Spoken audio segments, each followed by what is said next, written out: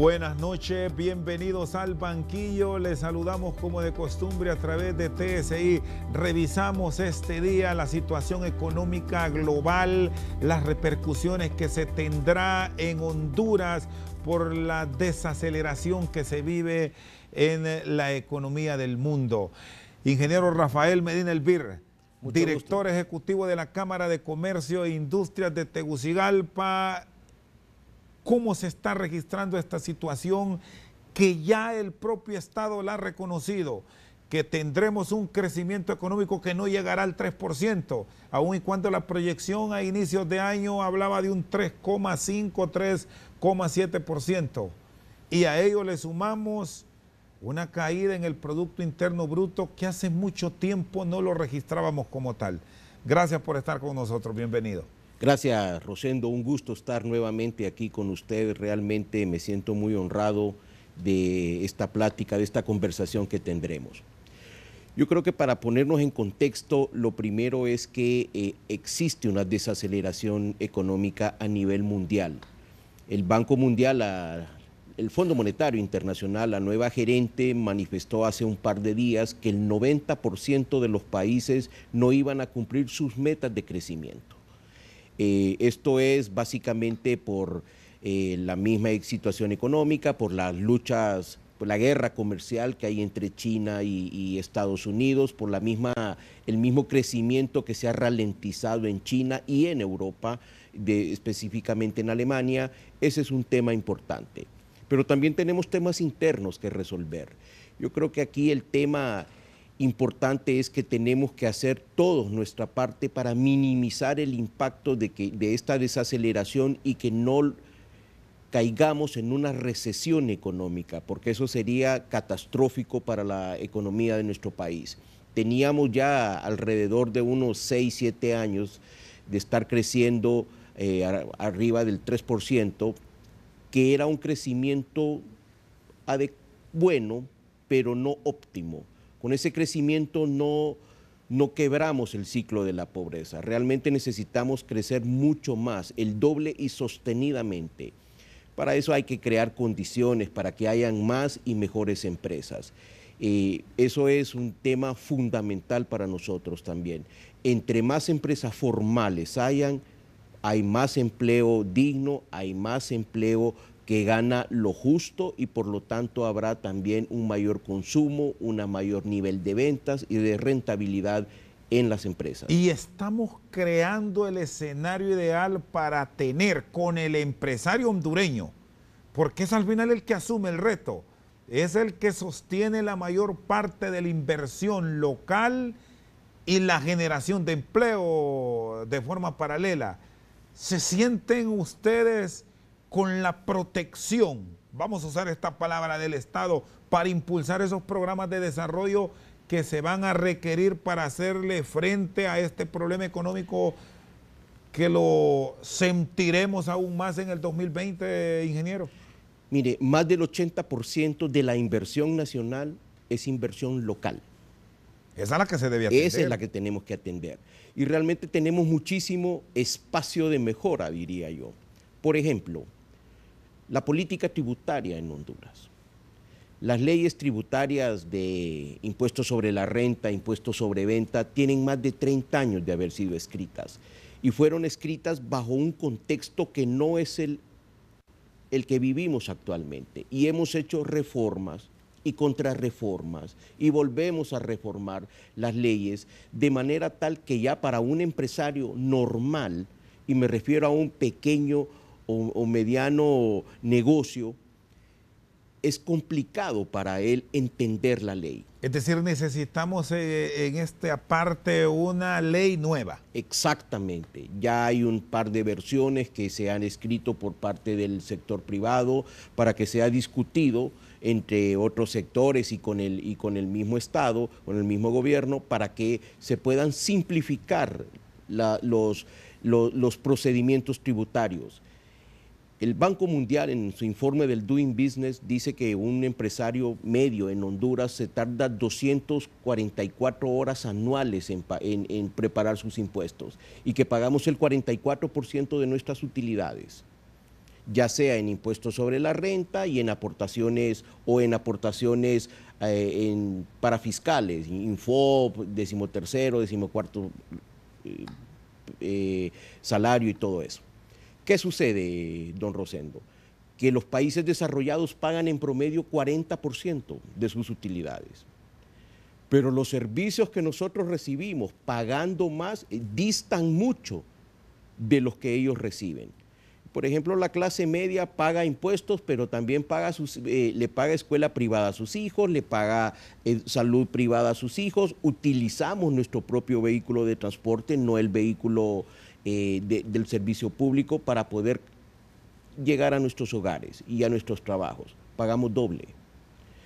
Entonces necesitamos simplificar urgentemente esas leyes y ojalá pudiéramos también revisar las tasas impositivas, que es una de las medidas que dictan los textos que se debe de hacer cuando uno está en un periodo anticíclico como el que estamos ahorita, en un periodo de recesión, no de recesión, de desaceleración y que podríamos caer en una recesión. Por ejemplo, ¿qué leyes en el marco de esas aportaciones que tiene la iniciativa privada deben ser objeto de revisión y que perfectamente se pueden acoplar a la partida presupuestaria que pronto discutirá el Congreso Nacional y así no se va a realizar una corrección ya en el 2020, donde seguramente lo han señalado ustedes como empresa privada y analistas económicos, sentiremos el golpe?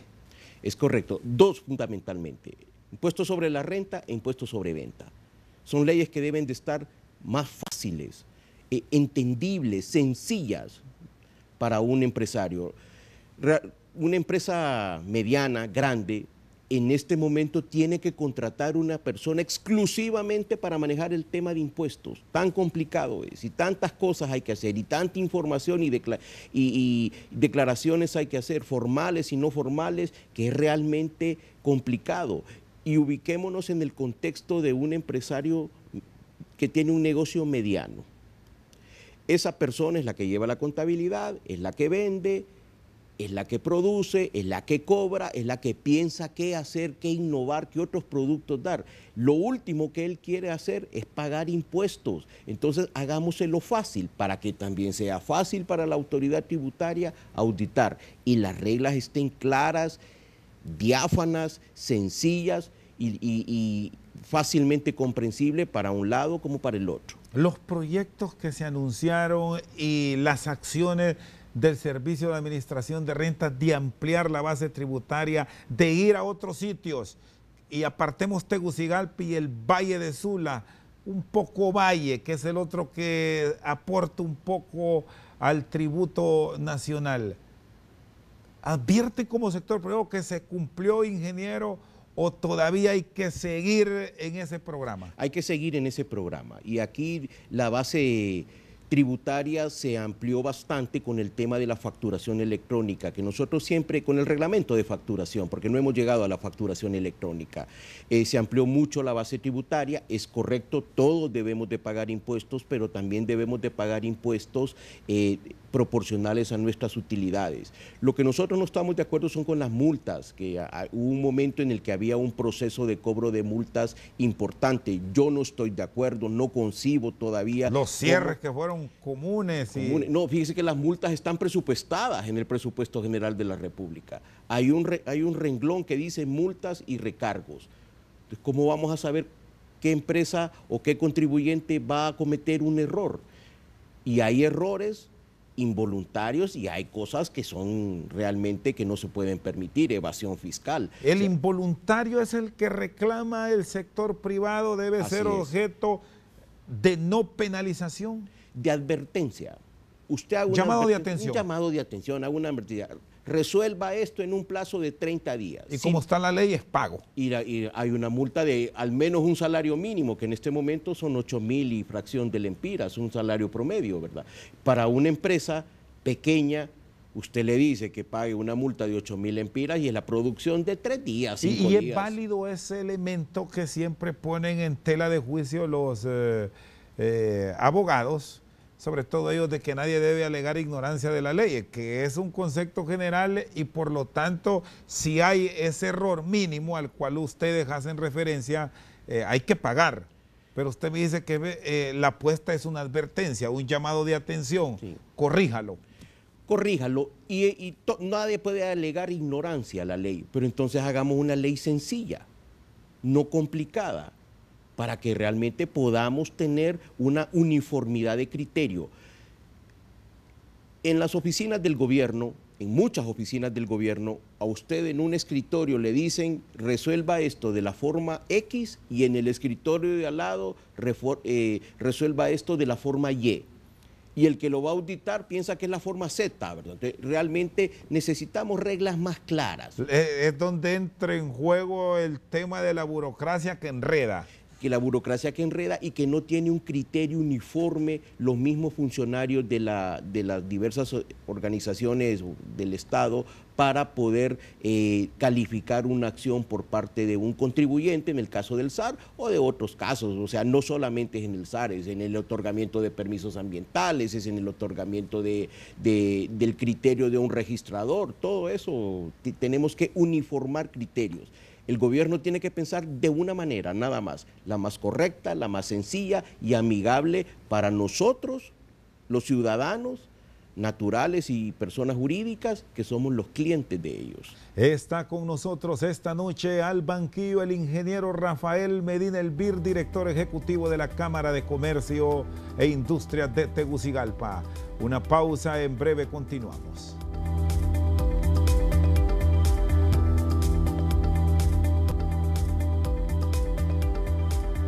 Seguimos esta noche al banquillo con el ingeniero Rafael Medina Elvir. Me hablaba de las dificultades a nivel de gobierno central, pero el empresario, el emprendedor, el que lucha en el día a día, no solo está en Tegucigalpa y en San Pedro Sula, está en todo Honduras. ¿Qué papel de las alcaldías para también apoyar en este proceso? ¿Se sienten respaldados o también ahí hay que revisar? No, ahí hay que revisar los procesos de otorgamiento de permisos de operación, de permisos de construcción, de cobros. Hay algunas alcaldías que están cobrando cantidades exorbitantes por poner una antena celular, por ejemplo. Le están cobrando 300,000 empiras a una empresa. ¿Y son alcaldías de ciudades pequeñas? Municipios pequeños. Municipios pequeños, pero también están cobrando mucho dinero porque un camión que traslada producto puede entrar al municipio. Y que quieren también cobrar impuestos sobre volumen de ventas en todos lados. Y está bien pagarlo donde sea, pero una sola vez. Si hacemos una venta de 100 lempiras en un municipio del departamento de Lempira, que no lo vaya a cobrar tampoco ni la alcaldía de Tegucigalpa ni cualquier otra. Eso creo que es un tema importante. Y la MON está clara en eso. Le planteo el tema de la MON porque como ente rector puede guiar a algunas alcaldías pequeñas donde sabemos no tienen la facilidad de contar con el profesional o el personal adecuado. Por eso es importante el gobierno electrónico. A mí me encantaría que hubiera una plataforma electrónica para dar un permiso o renovar un permiso de operación. En Tegucigalpa ya se está haciendo y entiendo que en San Pedro Sula también, que esté a disponibilidad de todo el mundo en las alcaldías, para que todo el mundo pueda accesar a una sola base de datos con un solo criterio, reitero, para que sea relativamente fácil.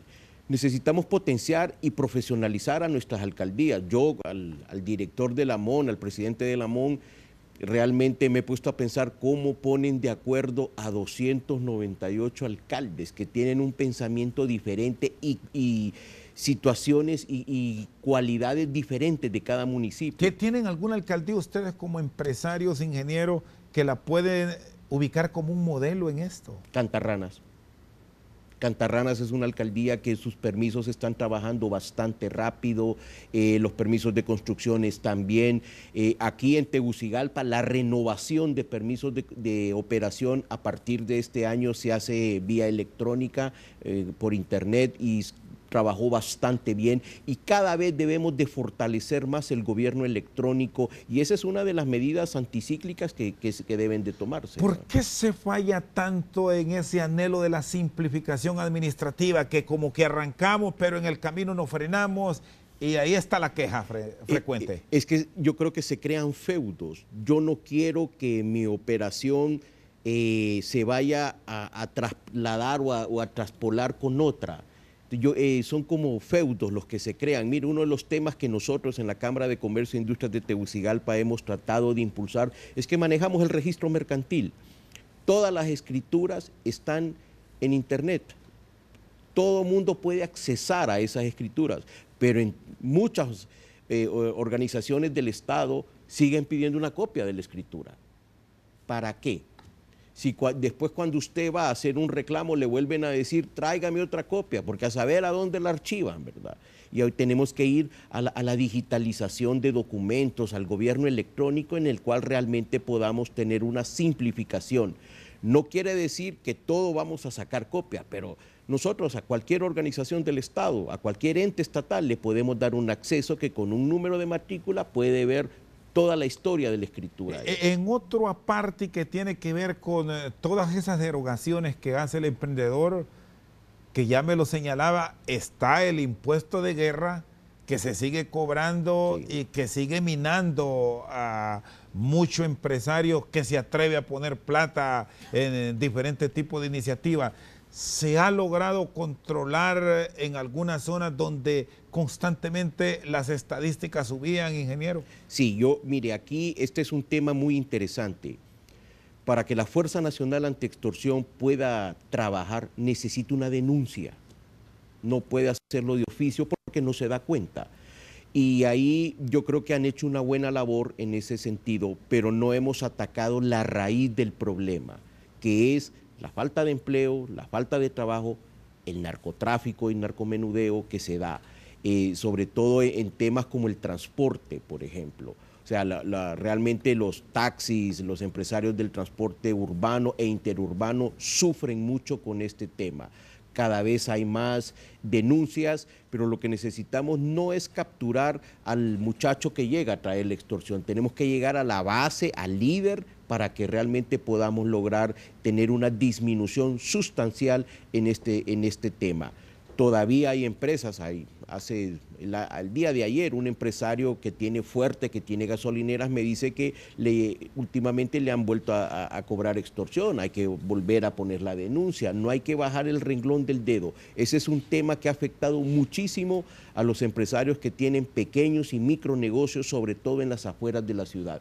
Y hubo una colonia aquí que en un momento todos los negocios de esa colonia que era de clase media, pagaban extorsión, hasta que entró la Fuerza Nacional y logró captar a una compañía a una mara que estaba prácticamente adueñada del territorio de esa colonia para cobrar la extorsión. Bueno, a pesar de todas estas dificultades, ¿cómo estamos cerrando el 2019 en cuanto a emprendimientos, nuevas empresas, que dentro de este proceso de desaceleración que vivimos, hay muchos que todavía se atreven? Así es. ¿Qué refleja este año, ingeniero? Al mes de septiembre, el registro mercantil de Francisco Morazán lleva 5.450 empresas más o menos constituidas, formalizadas. De esas no todas entran en operación, pero en relación al año anterior, por primera vez en el año tenemos un superávit, o sea, más constituciones que el mismo periodo que el año 2018, 5% más. ¿Y se ha tenido acceso a las políticas económicas que anunció el Estado o es más papel? Porque aquí nos dicen hay tantos millones disponibles para entrar en este tipo de iniciativas.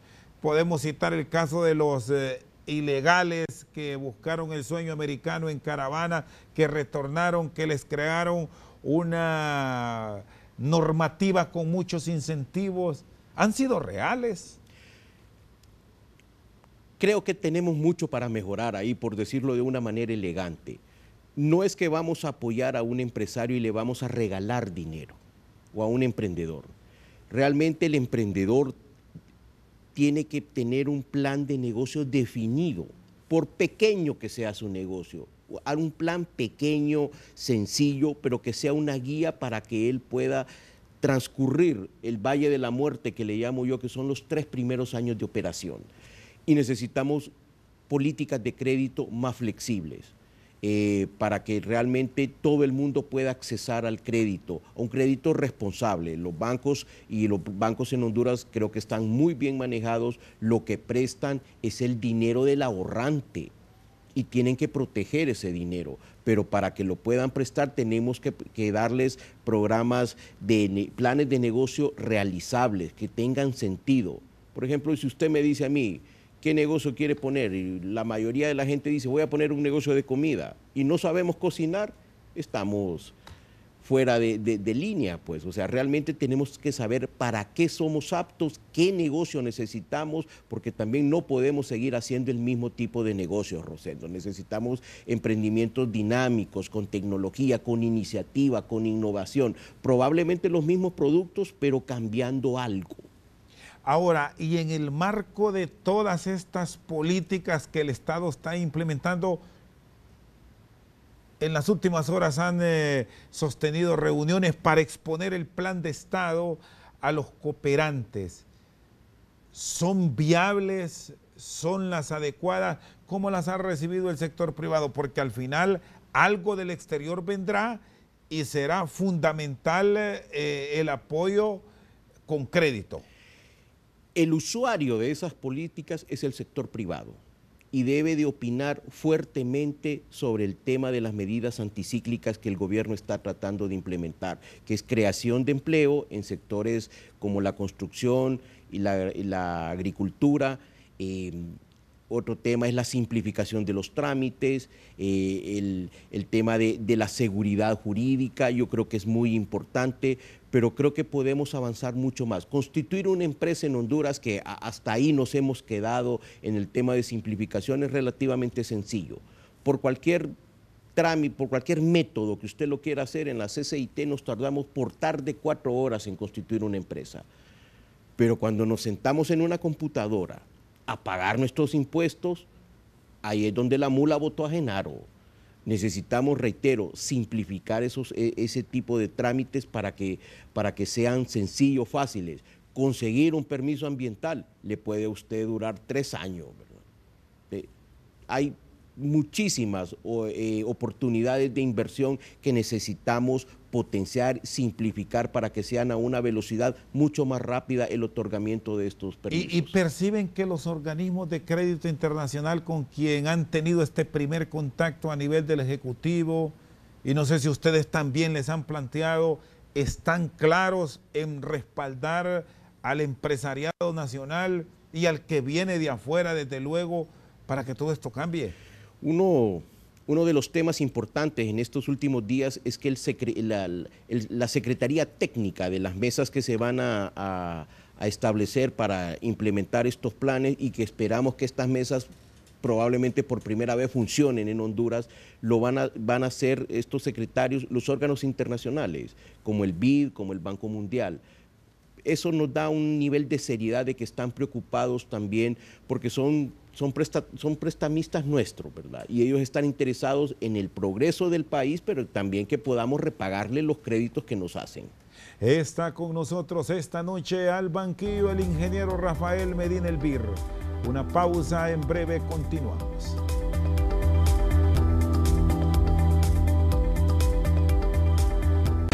Gabriela Castillo y Aldo Romero los mantendrán informados desde muy temprano en Noticieros Hoy Mismo, primera edición, 7 de la mañana.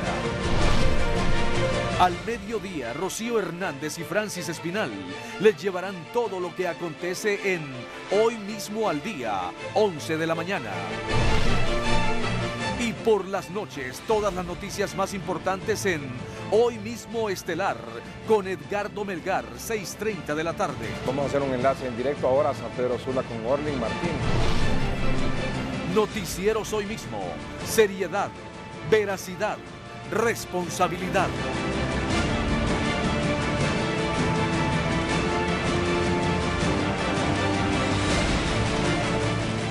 Entra esta semana a TVC Play y disfruta de los capítulos completos de Jesús, la serie de ficción bíblica que te cuenta la vida de Jesús de Nazaret, como nunca antes te la habían contado.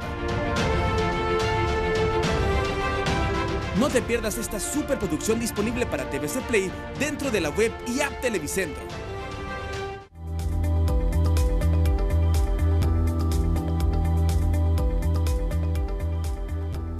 Seguimos esta noche al banquillo con el director ejecutivo de la Cámara de Comercio e Industrias de Tegucigalpa, Rafael Medina Elvir. Al revisar la situación económica del país, encontramos instituciones de servicio público que son las que han golpeado la estructura presupuestaria de la nación, no de ahora, de la última década quizás. Empresa Nacional de Energía Eléctrica. ¿Qué plantea el sector privado en el marco de esta situación económica difícil que vivimos de cara a los últimos 2 meses del 2019 y duro el inicio del 2020, ingeniero?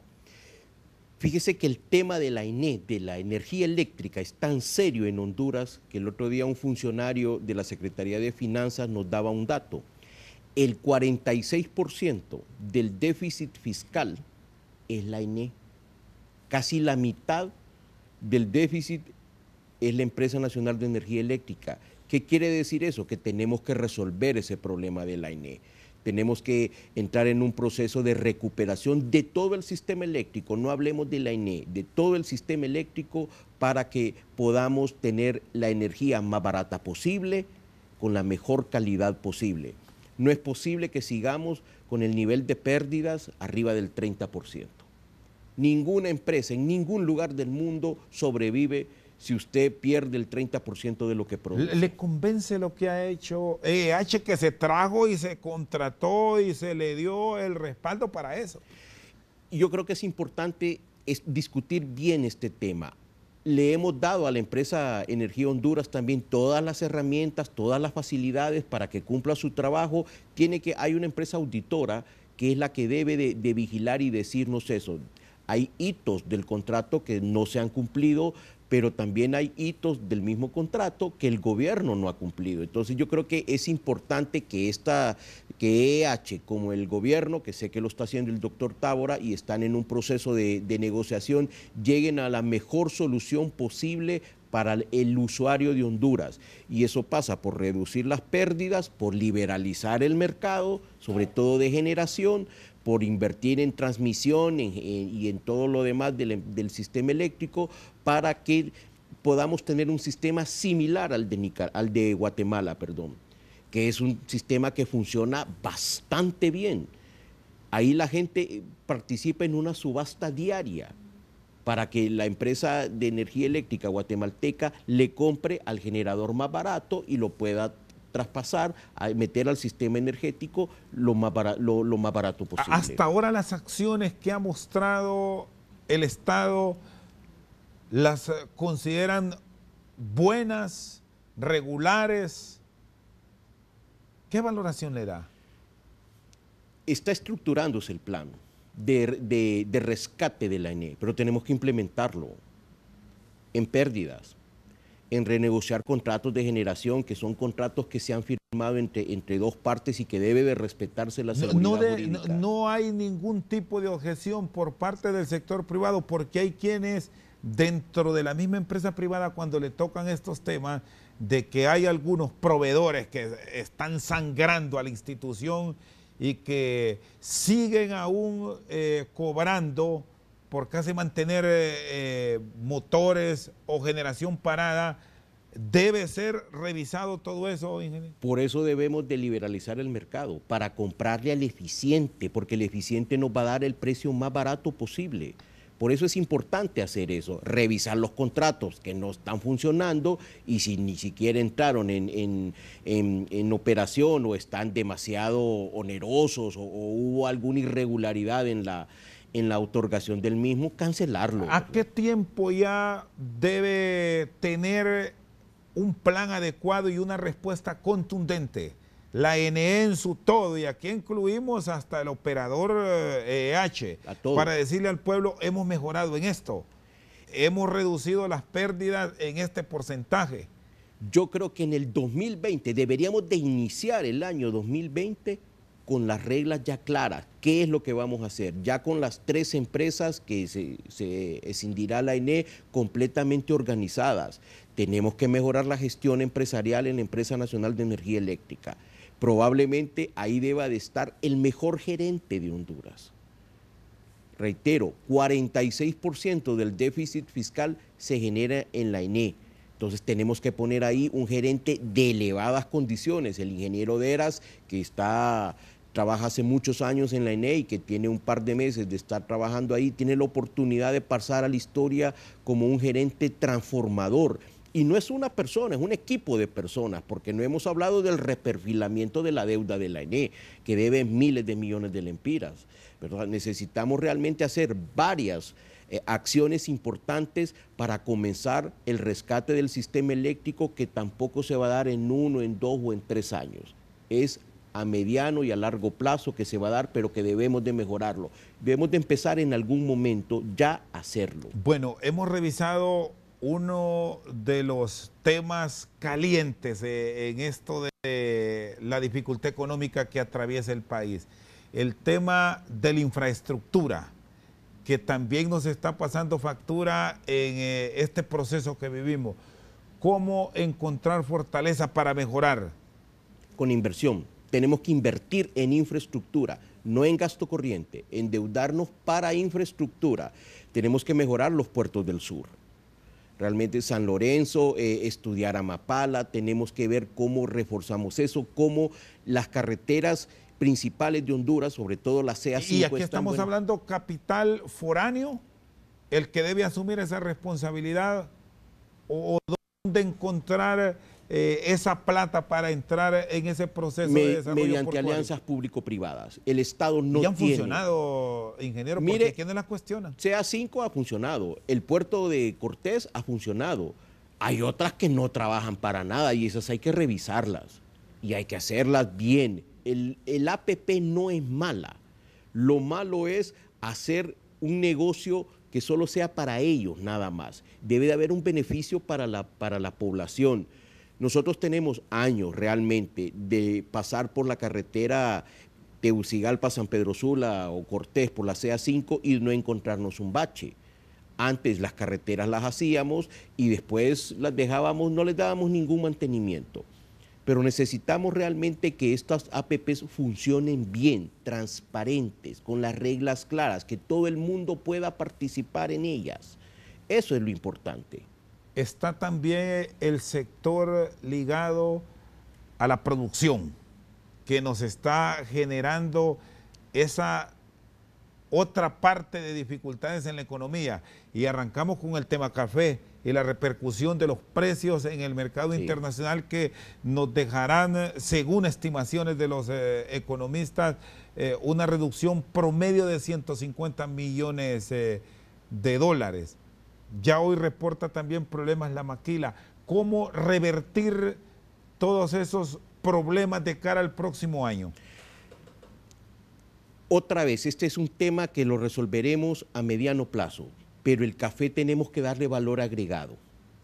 No podemos seguir exportando solamente el commodity del café. Yo le decía al presidente de la República hace algunos meses, ya varios meses, que ya se vislumbraba el tema del café, que por qué no exportamos café, y esta es una idea loca probablemente, como lo hace Colombia o como lo hace Costa Rica, una marca por país. Usted ve un Juan Valdés y valga el comercial y todos sabemos que es café de Colombia, pero realmente necesitamos dar más valor agregado. Los cafés especiales que se producen en Honduras son de primer orden. Varias veces hemos ganado la tasa de la excelencia y sí, seguramente lo seguiremos haciendo, pero tenemos que entrar a masificar y darle un mayor valor agregado.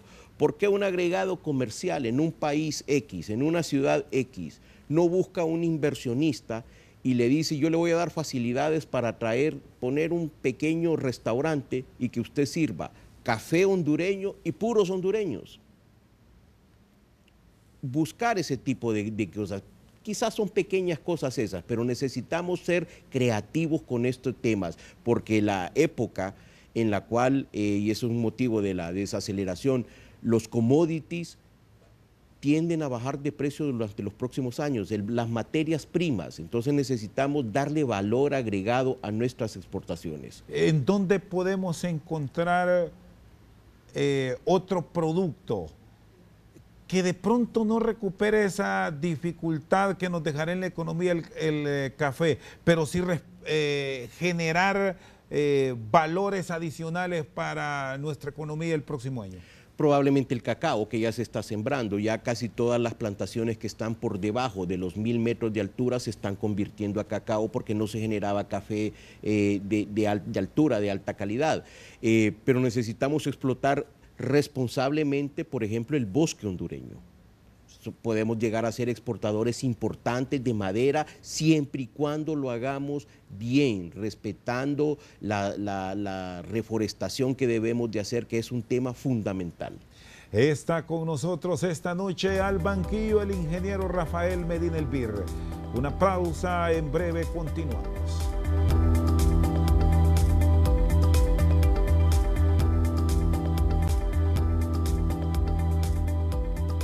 Seguimos esta noche al banquillo con el ingeniero Rafael Medina Elvir. Si hay puntualidad en la aplicación de todas estas medidas, podemos mejorar en el 2020 un año de dificultades, considerando que calentará la política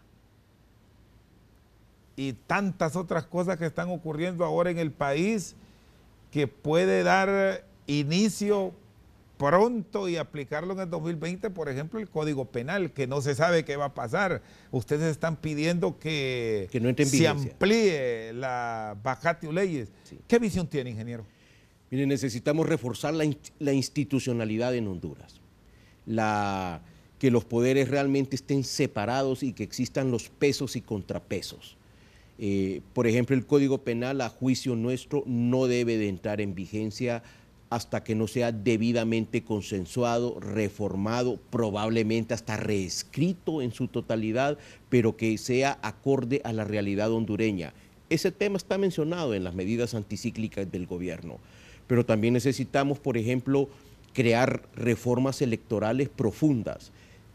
2 semanas después de las elecciones del 2017, cuando estábamos en aquella crisis y que todavía seguimos en esa crisis, no podemos volver a ir en las elecciones del 2021 con las mismas reglas electorales.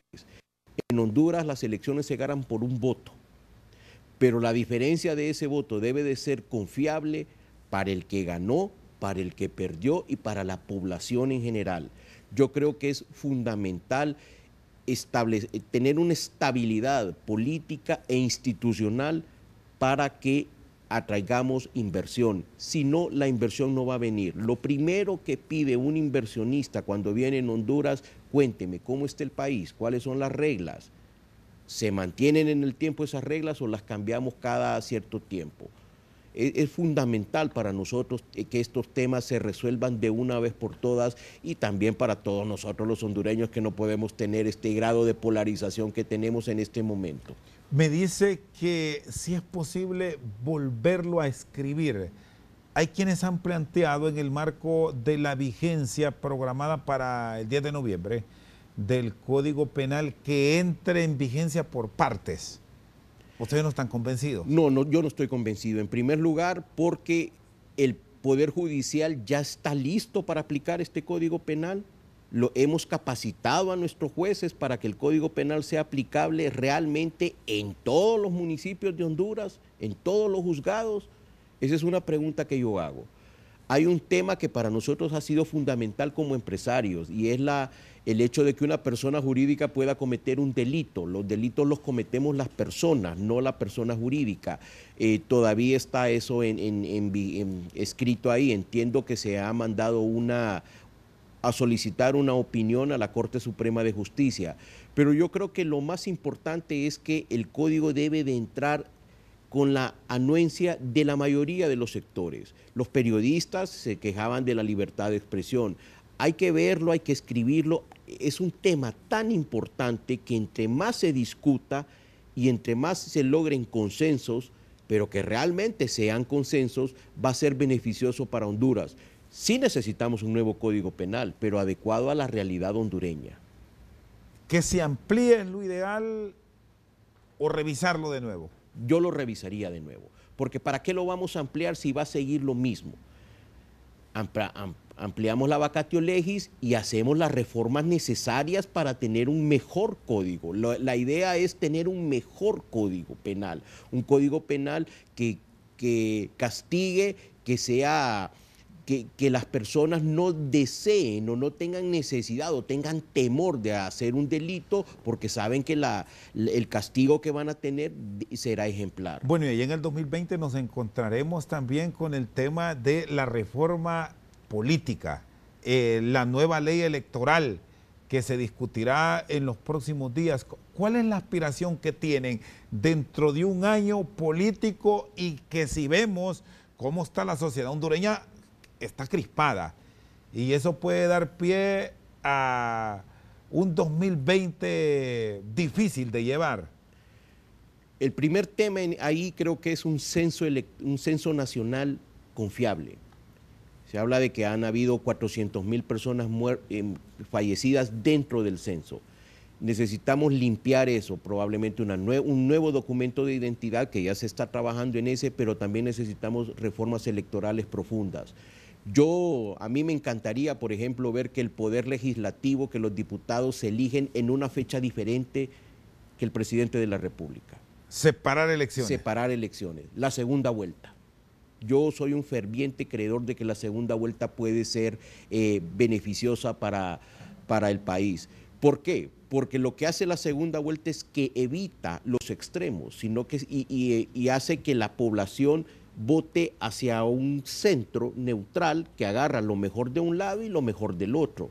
Entre otros temas, hay que ciudadanizar las mesas electorales. Yo creo que no podemos seguir con los mismos sistemas de que le entregamos a un partido político X credenciales y que seguramente las venden, porque hay partidos que se necesitan 32,000 personas en las mesas electorales y sacan 3,000 votos o 5,000 votos.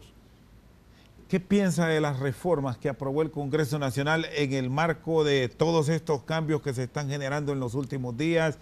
Ahora crearon, lo vamos a decir de esa manera, porque así lo va a entender mejor la ciudadanía, una inmunidad legislativa. ¿Cómo lo interpreta? No era el momento para hacer eso.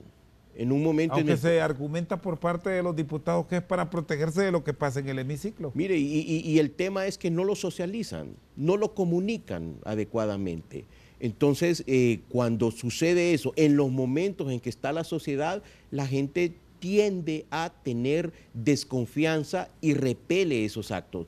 Yo creo que eso fácilmente, si lo hubieran explicado antes, probablemente algunos diputados hubieran votado en contra, otros a favor, pero hacerlo a matacaballo, y hay algo que yo no estoy jamás de acuerdo en el Congreso Nacional, es que se dispensen los dos debates, siempre, para leyes importantes y no importantes. Yo creo que debe de haber una discusión amplia para que la sociedad pueda manifestarse y opinar sobre cualquier ley que se esté proponiendo ahí. Y que le hayan dado nuevamente la facultad al ente contralor, Tribunal Superior de Cuentas, para que ellos practiquen las auditorías y entre tanto no hayan informes en firme, no se pueda proceder en contra de funcionarios por el tema del manejo de recursos. El Tribunal Superior de Cuentas siempre ha tenido esa potestad y necesitamos agilidad en el Tribunal Superior de Cuentas. Tampoco puede ser que una investigación esté 5 años o 6 años o 3 años. Una auditoría, por complicada que sea, no debería de ser más allá de 1 año, a mi juicio. Yo creo que lo importante, reitero aquí, es si van a hacer esas cosas, comuníquense al pueblo hondureño. Ustedes son los representantes del pueblo hondureño y consúltenle a ellos si están de acuerdo o no. ¿Y cómo se hace eso? Con la discusión en el mismo hemiciclo. No puede ser que en menos de 1 hora se hayan aprobado este par de leyes estas reformas, sin haber sido comunicadas previamente. Algunas veces yo he hablado con muchos diputados que dicen, y no de ahorita, de hace muchos años, que muchas veces conocen lo que se va a aprobar cuando se van a sentar ahí. O sea, necesitamos que todo el mundo esté informado. Estamos en la época de la información y eso es fundamental, y cada vez más la sociedad será exigente con esto de la información. Ingeniero, le agradezco. Feliz noche. Órdenes. Solo un último elemento. En horas de la tarde de ayer se dio a conocer que una empresa cementera que se iba del país por todo lo que está ocurriendo en la nación, finalmente se queda. Qué bueno que esta empresa se queda generando empleo, pero esta es una alerta.